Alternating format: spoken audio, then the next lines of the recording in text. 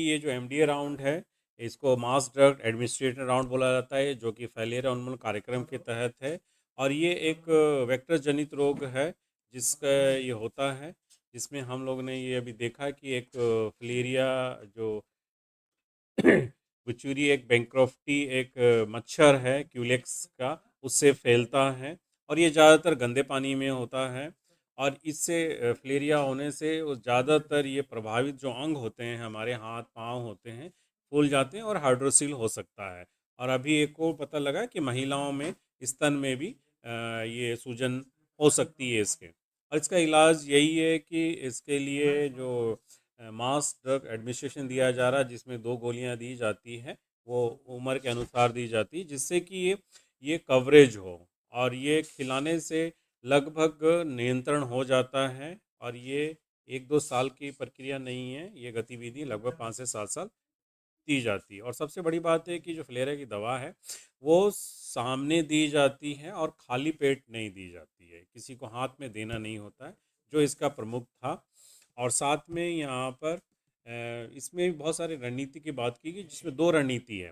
पहला है कि जो मास ड्रग एडमिनिस्ट्रेशन, जिसमें दवा खिलाया जाता है, जो हमारा 2 वर्ष से ऊपर वाले बच्चों को दिया जाता है, जो साल में एक बार दिया जाता है। और इसके साथ अगर किसी को हो जाता है, तो उसके लिए भी प्रबंधन की व्यवस्था नज़दीकी स्वास्थ्य केंद्रों में रहती है, जो चिकित्सा परामर्श के द्वारा दी जाती है। दैट मीन्स इसमें 2 तरह की रणनीति बनाई जाती है, एक दवा के द्वारा, और जिनको हो गया है उसको शल्य चिकित्सा के द्वारा भी इसमें करने की दी जाती है। और दोनों ही फ्री हैं। कहीं भी सरकारी अस्पताल या सीएससी या डिस्ट्रिक्ट हॉस्पिटल में जाएंगे तो ये आपको मिलेगा। और इसके साथ ये बताने की कोशिश की गई है कि ये कैसे फैलता है, और उसके बाद जब दवाई दी जाती है तो वो कैसे इसको रोकता है। जो इसमें दिख रहा है कि जब दवाई दी जाती है, जो कृमि है, जो वयस्क है, उसकी जो प्रजनन क्षमता होती है, उसको वो आंशिक रूप से नुकसान पहुंचाता है, जिससे कि वो नहीं फैल पाता है। और इससे ये भी होता है कि जो हमारे फिलेरिया जो ऑलरेडी रोगाणु में रक्त में है, उसको भी मारता है और कम करता है। तो ये दोनों तरह से हमारा कंट्रोल करता है। और ये 5 से 7 वर्ग का अभियान है, जिसमें लगातार दी जाती है। और ये समुदाय में फैलने के लिए एक अभियान चलाया जाता है, जिसमें कि एक खोली खुराक एल्बेंडाजोल की और डीईसी की दी जाती है। इसमें उम्र के हिसाब से गतिविधियां बताई गई है, जिसमें 1-2 साल से नहीं देनी है या आधी गोली देनी है, वो अल्बेंडाजोल देना है, या ना कि डी देनी। फिर 2 से 5 वर्ष में फिर एक एक गोली ये अल्बेंडाजोल, और इसकी जो 100 mg की या 400 mg की रहती है, तो उस हिसाब से यहाँ पर दी गई है। फिर 15 वर्ष के लिए 3 या एक गोली, और गर्भवती महिलाओं को नहीं दी जाती है, ना अल्बेंडाजोल दी जाती है, ना ही डीईसी की दवाई दी जाती है, वो महिला गंभीर बीमारी हो या फिर गर्भवती हो। और ये इसमें एक चार्ट के अनुसार वो बताया गया है कि इसमें एक और दवाई दी जाती है, जिसको एवरमेक्टिन बोला जाता है। ठीक है, तो वो उम्र और कितनी हाइट है उसके अनुसार यहाँ पर उसको दी जाने हैं। और ये पर्यवेक्षक के द्वारा ही निर्धारित किया जाए, जब सत्यापन हो जाए तभी दी जाती है। और इसका बहुत सारा कुछ कुछ साइड इफ़ेक्ट है, जिससे कि गलत भ्रांतियाँ चली जाती हैं। तो इसको भी समझना है कि अगर दवाई दी जा रही है और कुछ ऐसे प्रतिकूल प्रभाव पड़ते हैं जो कि दिख रहा है आपको, जिसको साइड इफ़ेक्ट बोला जाता है। अमूमन तो ये दवाई बहुत ही सुरक्षित है, फिर भी कुछ कुछ साइड इफ़ेक्ट आते हैं, जैसा कि आप देख रहे हैं कि बुखार हो जाता है, सर दर्द हो जाता है, उल्टी हो जाती है और चक्कर हो जाता है। ये अपने आप ही कुछ टाइम में 1 या 2 दिनों के अंदर ये ख़त्म हो जाता है।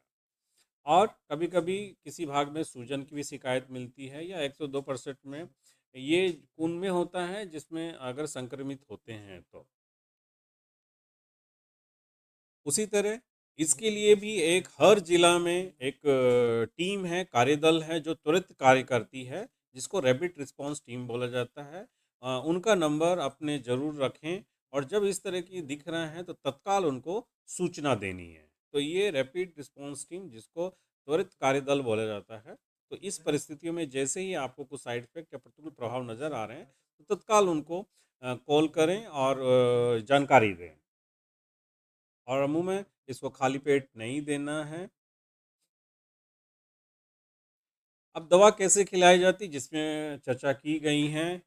फर्स्ट कि आपके सामने देनी है, जो बूथ में आ रहे हैं या घर घर जा रहे हैं अपने सामने खिलाएं, आप खुद से दें, और खाली पेट नहीं ली जानी है। और उसके साथ मॉप अप राउंड भी किया जाता है, जो अभी अभी कार्यक्रम चल रहा है 10 अगस्त से लेकर 25 अगस्त तक। इसका इसी में है कि पहले सर्वे किया जाता है, उसके बाद दवाई उसके अनुसार खिलाई जाती है। और बार बार में पर्यवेक्षण भी करना है। जब आपने खिला लिया है तो आपको जाना भी है, ना कि एक बार आपने छोड़ दिया अब हो गया, नहीं, उसके फिर आपको एक बार पर्यवेक्षण के तौर पे जाके देखना भी है कि वो सही तरीके की है कि नहीं। अगर किस तरह की एडवर्स इफेक्ट आ रहा है, कोई प्रभाव दिख रहे हैं, तो आप तत्काल इसको रिस्पॉन्ड टीम को बताएं। और यहाँ बताया गया है।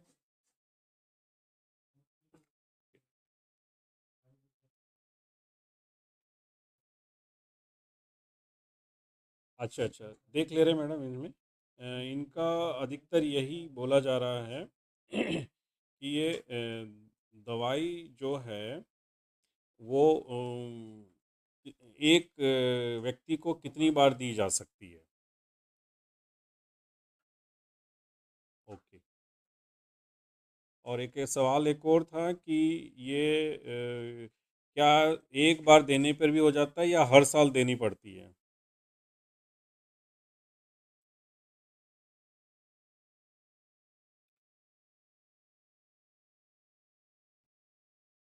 ठीक है मैडम, लगभग ऐसे ही सवाल थे। ठीक है मैडम, तब तक हम इसको कंप्लीट कर लेते हैं। Okay, thank you. तो जैसा कि अभी हम लोग ने देखा है कि अगर किसी को हो जाता है फिलेरिया से ग्रसित, तो उसमें जो विकलांगता आती है उसका भी हम लोग को निवारण करना है, देखभाल करनी है अपने अंगों की, नहीं तो वो फिर आगे जाके दिक्कत करेंगे। तो हमेशा जो भी आपका अगर प्रभावित अंग है तो उसको साबुन और पानी से धोएं, या तो त्वचा है वो सूखा है उसको साफ रखें। यदि संक्रमण हो गया है तो उसको घाव को एंटीसेप्टिक जो भी क्रीम है उसका प्रयोग करें। और जो रात में जो प्रभावित अंग है उसको तकिए की मदद से ऊपर उठा के सोएं। अमूमन ये हाथ और पैर में ही रहता है।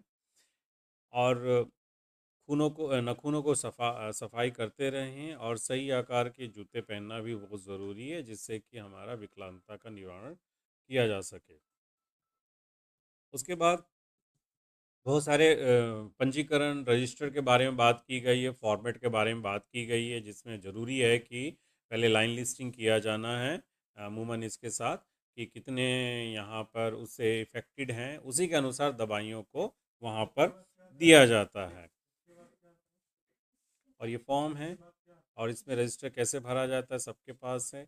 और बहुत सारे सवाल हैं जो अभी हम लोग वो पूछे जाते हैं, जिसमें अमूमन तो ये रहता है कि ये हाथ पांव होने से खतरा तो नहीं है, या जो परजीवी आ गए हैं उसके कारण हमको और किसी तरीके का बीमारी नहीं है। तो उस तरह के कुछ कुछ हैं जिसमें सवाल हैं जो इसमें लिस्ट किए हैं। इसको आप लोग एक बार देख लीजिएगा, पढ़ लीजिएगा।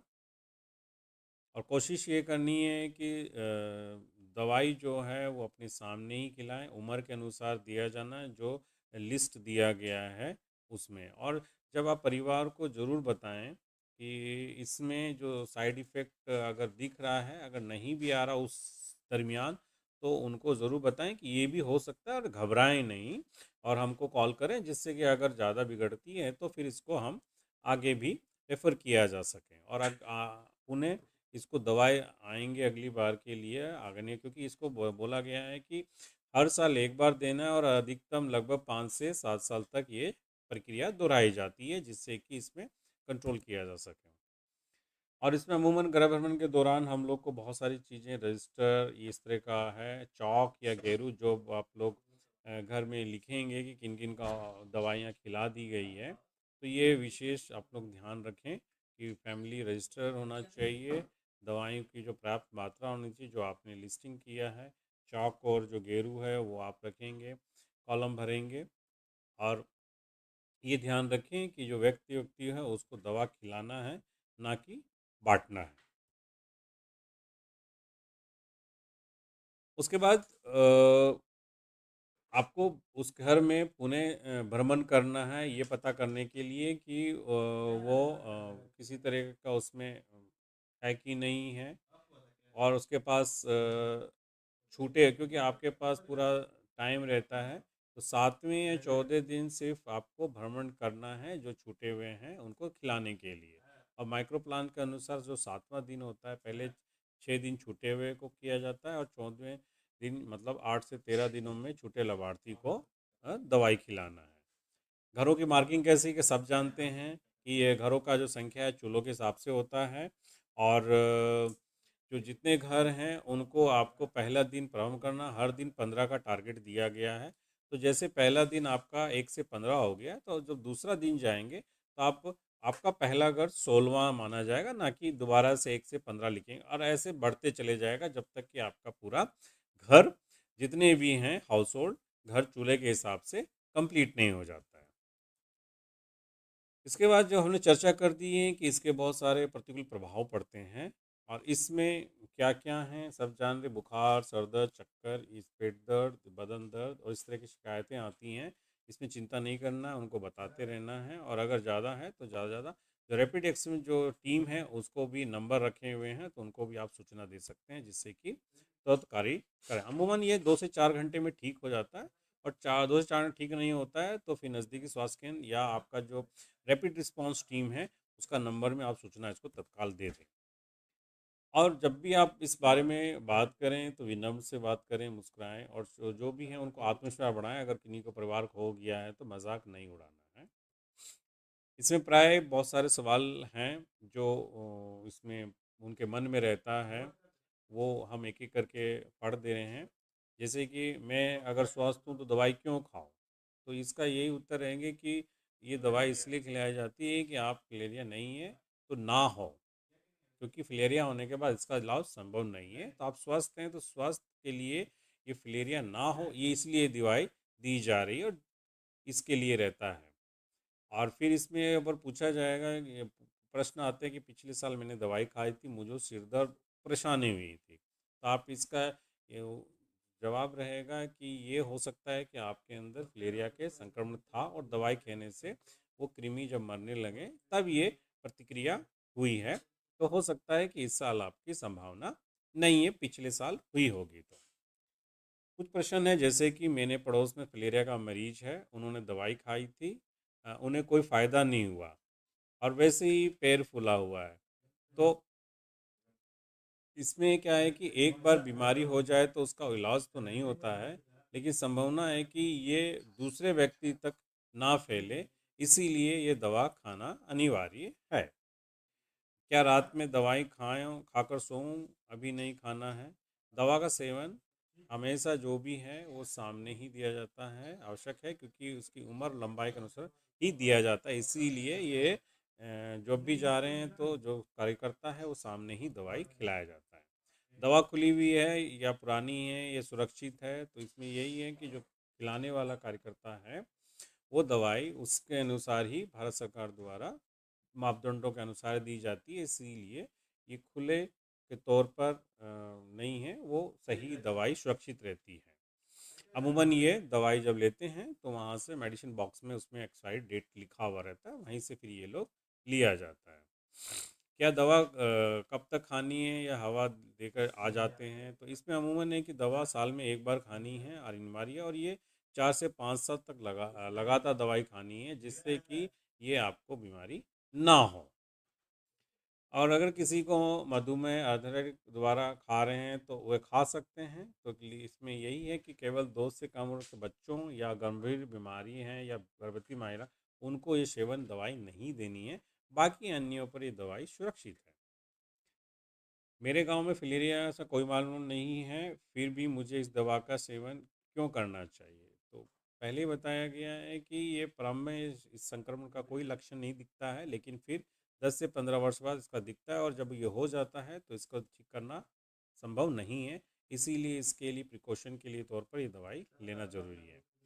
बच्चों को इतनी बड़ी कौसे खिलाएं, तो इसके लिए यही है कि गोली दें, उसको चबाना बोले, चबा इसका, क्योंकि जो स्वाद होता है मीठा होता है। क्या मैं सिर्फ डिवार्मिंग की दवाई ले सकता हूँ जिसमें नहीं, अगर कोई उम्र के अनुसार है 2 वर्ष ऊपर तो उसको दोनों दवाइयाँ ही लेनी पड़ती है। क्या सुबह एक गोली और शेष गोली रात में ले सकता हूँ? ऐसा नहीं है, क्योंकि ये दोनों ही एक साथ लेनी पड़ती है और वो भी सामने खिलाया जाता है, दिया नहीं जाता है। कुछ सदस्य घर पे नहीं है पर उन्हें दवाई मुझे दे सकते हैं? नहीं, ये दवाइयाँ बिल्कुल नहीं दे सकते हैं। जो कार्यकर्ता है, स्वास्थ्य कार्यकर्ता, वो सामने ही खिलाते हैं। जब वो घर आएंगे तो खिलाया जाएगा। मेरी आयु 60 वर्ष से अधिक है, मुझे दवा की आवश्यकता नहीं है, क्योंकि संक्रमण का कोई उम्र नहीं होता है, इसीलिए कोई भी उम्र में ये दवाई देना आवश्यक है। उसी तरह बहुत सारे विभाग इसमें जुड़े हुए हैं जिसमें हम लोग ने चर्चा की थी, खासकर महिला विभाग में, जिसमें आंगनबाड़ी सेविका या सेविकाएं हैं जो कि इसमें करते हैं, और उसमें ग्राम सभा के भी कुछ कुछ प्रतिनिधित्व करते हैं। पेयजल में भी हमारे जो स्वास्थ्य हैं, जिसमें जल सैया है, ये जुड़ सकती हैं। स्कूल्स के भी जो स्कूल के टीचर हैं और या स्कूल के बच्चों के माध्यम से भी वो जानकारी वहाँ दी जाती है और उसको प्रयोग करा जाता है। पंचायती राज में हमारे जितने हैं उनको भी इसमें अवेयरनेस में या कहीं दवाई चल रही है उसे प्रेरित करने के लिए, और ये उनका भी सहयोग रहता है। ग्रामीण विकास में जान रहे हैं कि सखी मंडल हैं, उनके जो कार्यकर्ता हैं उनको भी ये कार्यक्रम का महत्व अवगत कराया जाता है, और जब ये कार्यक्रम चल रहा होता है तो वो भी एक सहयोग के तौर पर गांव में अवेयरनेस कर सकते हैं, जिससे कि ज़्यादा से ज़्यादा इसको लिया जा सके। और सभी जानते हैं कि ये जो मलेरिया है, ये फिलेरिया है, ये क्विलेक्स मच्छर से होता है। अमूमन वो मच्छर ऐसे दिखता है और ये गंदे पानी में या जमे हुए पानी में ही ये रहता है। तो अभी हम लोग ने चर्चा किया कि ये फिलेरिया क्या है और इसमें क्या क्या गतिविधियां होती हैं।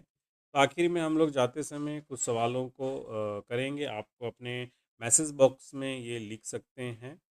तो सबसे पहला सवाल यही है कि जो फिलेरिया है वो मुख्यतः किस अंगों को नुकसान पहुंचाता है? फिलेरिया होने पर मुख्यतः किस अंगों को नुकसान पहुंचाता है?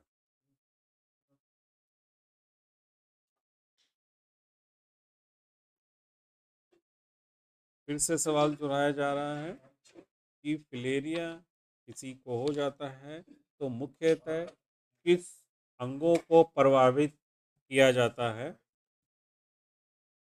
फिलेरिया होने पर मुख्यतः किस अंगों को प्रभावित किया करता है?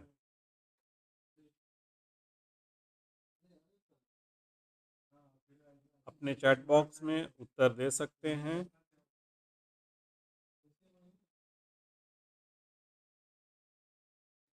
उत्तर आना शुरू हो गया है। सभी ने लिखा है कि हाथों और पैरों पर मुख्यतः इसका असर होता है। बाकी अन्य जगह भी हैं लेकिन मुख्यतः यहीं पर ज़्यादा होता है, हाथ पैर। और पुरुषों में हाइड्रोसिल और महिलाओं में स्तन में भी सूजन का रहता है, जो ये किया जाता है। दूसरा सवाल ये है कि जो दवाई खिलाई जा रही है वो कैसे खिलानी है? जो दवाई इसमें दी जाती है वो कैसे खानी है?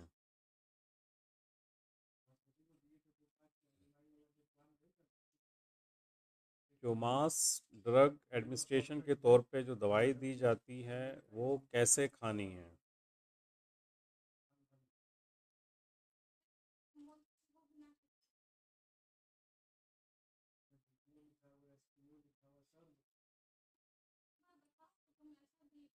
फिर से रिपीट कर रहे हैं, जो दवाई खिलाई जाती है वो किस तरीके की खिलानी पड़ती है, खिलाई द्वारा जाती है स्वास्थ्य कार्यकर्ता द्वारा?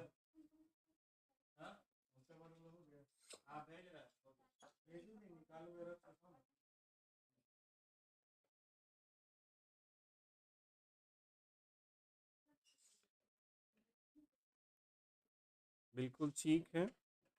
अ, उम्र के अनुसार ये दवाई दी जाती है और मुख्यतः ये खाली पेट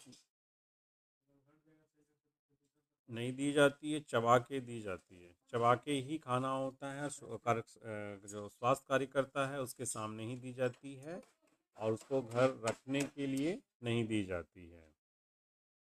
और आखिरी हमारा सवाल है कि इसमें जो मुख्यतः है, दो कौन सी दवाइयाँ इसमें दी जाती है उसमें मुख्यतः मास ड्रग एडमिनिस्ट्रेशन में कौन सी दो दवाइयाँ दी जाती है?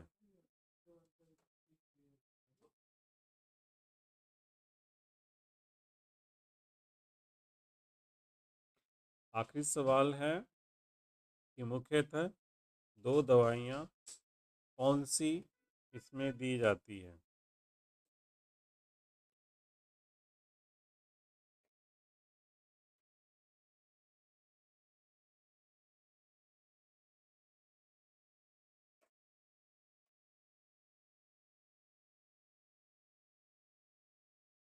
कौन सी दो दवाइयाँ इसमें मुख्यतः दी जाती है? बिल्कुल ठीक है, आप लोग के द्वारा जवाब आना शुरू हो गया है। एल्बेंडाजोल की गोली दी जाती है और एक आपका जो एमडीए का दवाई तहत दी जा रही है वो दी जाती है।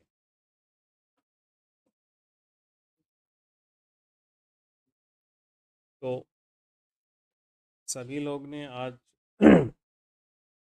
जाना कि फिलेरिया उन्मूलन कार्यक्रम क्या है और उसमें क्या क्या गतिविधियां की जाती है और उनकी स्वास्थ्य कार्यकर्ता का क्या जिम्मेवारी है और उनके द्वारा क्या क्या की जाती है। उम्मीद है ये पूरी चर्चा आप लोगों को अच्छे से समझ में आई होगी और इसको आप अपने स्तर से सभी को इस पे प्रशिक्षण दें जो इसको जानकार हैं या नहीं भी जानकार हैं, जिससे कि ये ज़्यादा से ज़्यादा पहले और ये सब जान रहे हैं कि ये एक साल में ख़त्म होने वाला नहीं है। अगर कोई व्यक्ति है जिसको हर साल एक बार लेनी है तो अमूमन 4 से 5 साल तक इसको खानी ही खानी है। तभी ये उम्मीद लगा के बैठ सकते हैं कि उनके परिवार में या उसको ये फिलेरिया नहीं हो। तो सभी का धन्यवाद।